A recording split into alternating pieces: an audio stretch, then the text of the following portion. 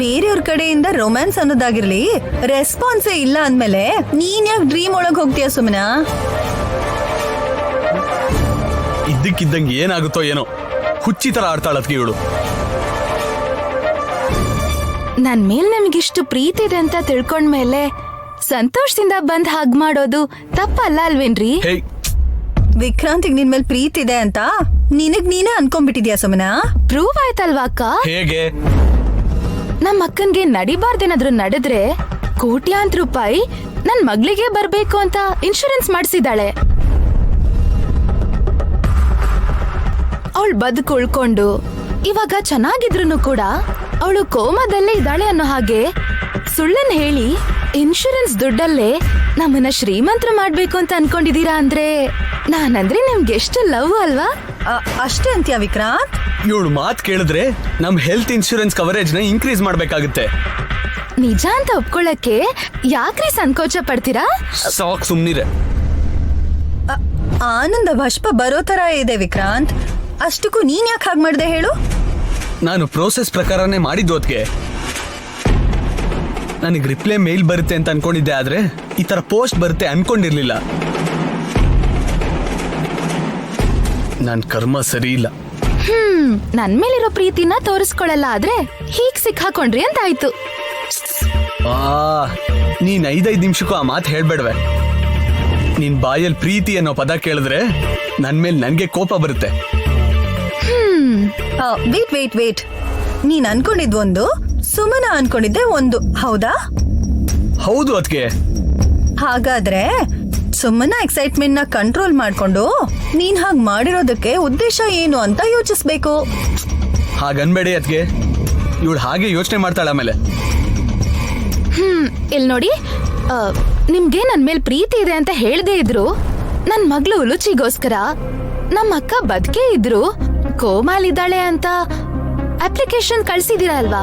ಸದ್ಯಕ್ಕೆ ಇಷ್ಟು ಸಾಕು. ಹಾಗೆ ಹೇಳ್ತಿದ್ಯಲ್ಲ ಸುಮನ, ನಿನ್ನ ಅಕ್ಕ ನೈನಿ ಚೆನ್ನಾಗಿರೋದ್ ನಿಂಗೆ ಇಷ್ಟ ಇಲ್ವಾ? ಅವಳು ಚೆನ್ನಾಗಿದ್ರೆ ನಾವ್ ಹೇಗ್ ಚೆನ್ನಾಗಿರ್ತೀವಕ್ಕ? ನಮ್ಗೆ ಇನ್ಶೂರೆನ್ಸ್ ಅಮೌಂಟ್ ಬೇಕು ಅಂತಂದ್ರೆ ನಮ್ಮ ಅಕ್ಕ ತ್ಯಾಗ ಮಾಡ್ಬೇಕು, ಇನ್ನೇನು ಮಾಡಕ್ಕಾಗಲ್ಲ. ಇದು ಇವಳು ಬುದ್ಧಿ ಅದಕ್ಕೆ. ನಾವು ಬದುಕಿದ್ದಾಗ್ಲೇನೆ ನಮ್ಮನ್ನ ಸ್ಮಶಾನಕ್ಕೆ ಕಳಿಸ್ಬಿಡ್ತಾಳೆ.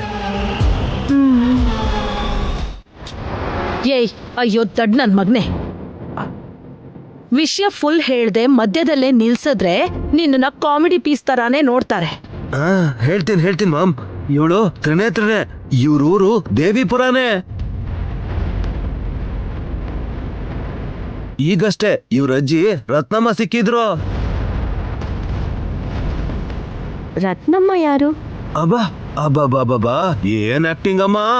ನಿಮ್ ಸೋದರ ಮಾವನ ಹೆಸರು ಮುಕುಂದ, ನಿಮ್ ಸೋದರತ್ತೆ ಹೆಸರು ವೈಶಾಲಿ, ನಿಮ್ಮ ಅಪ್ಪ ಅಮ್ಮ ಚಿಕ್ಕದ್ರಲ್ಲೇ ತೀರ್ಕೊಂಡ್ರು. ನೀನ್ ಸರಿಯಾಗಿ ನಮ್ ನೈನಿಗೆ ಆಕ್ಸಿಡೆಂಟ್ ಆದಾಗ್ಲೇನೆ ಕಣ್ಮರೆಯಾಗಿ ಹೋಗಿದ್ಯಾ ಅಂತ ನಿಮ್ಮ ಅಜ್ಜಿ ನಿನ್ ಫೋಟೋ ಇಟ್ಕೊಂಡು ಈ ಊರಲ್ಲಿ ಓಡಾಡ್ತಾ ಇದ್ದಾರೆ.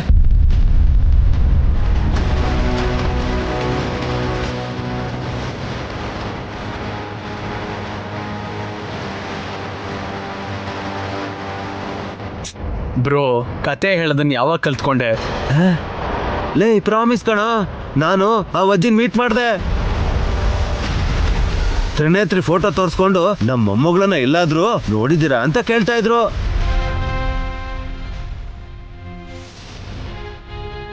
ಎಲ್ಲ ಅಯೋಮಯವಾಗಿ ಆಶ್ಚರ್ಯವಾಗಿದ್ಯಲ್ಲ.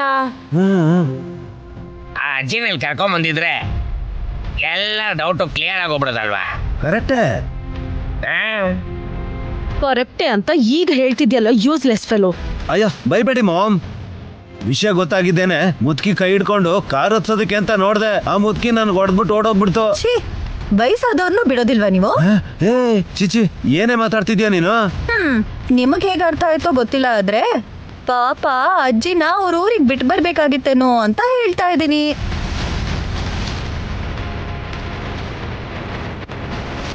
ನೀ ಸುಮ್ನಿರೆ, ಈಗ್ಲೇ ಕನ್ಫ್ಯೂಸ್ ಆಗಿ ಸಾಯ್ತಾ ಇದ್ದೀನಿ. ಒಲ್ಲಮ್ಮ, ನೀವು ಹೇಳ್ತಿರೋದೆಲ್ಲ ಸರಿ ಇದೆ, ಆದರೆ ಅದು ನಿಜಾನೋ ಸುಳ್ಳು ಅಂತ ಗೊತ್ತಿಲ್ಲ. ಅಯ್ಯ, ನನ್ನ ಮಾತು ನಂಬ್ತಿಲ್ವಾ ನೀವು?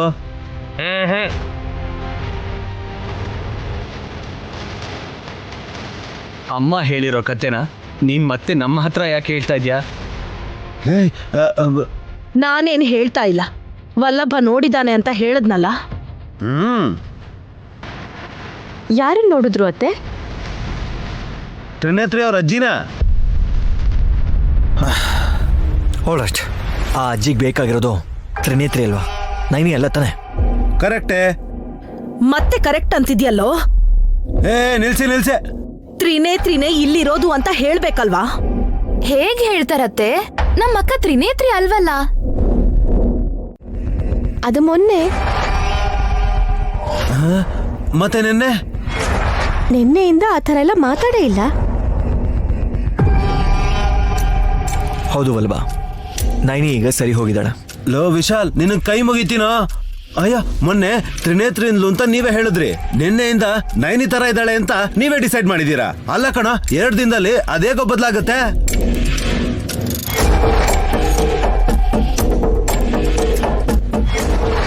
ಅವಳಿಗೆ ಆರೋಗ್ಯ ಸುಧಾರಿಸದ್ಮೇಲೆ ಮತ್ತೆ ಹುಚ್ಚಿ ತರ ಯಾಕೆ ಮಾತಾಡ್ತಾಳೆ ವಲ್ಲಭ? ಅವಳು ಸರಿಯಾಗೇ ಇದ್ದಾಳೆ, ನಮ್ಗೆ ತಲೆ ಸರಿ ಇಲ್ಲ ಅಂತೀರಾ? ಅದ್ಗೆ ಹುಷಾರಾಗಿದ್ದಾರೆ ಅಂತ ಹೇಳ್ತಾ ಇದಾರಲ್ಲಮ್ಮ. ನಿಮ್ಮ ಅಮ್ಮಂಗೆ ನಿಮ್ಮ ಅಣ್ಣಂಗೆ ಹಿಡ್ಕೊಳ್ತು ಹುಚ್ಚು. ನಿಲ್ಸೆ. Stop this.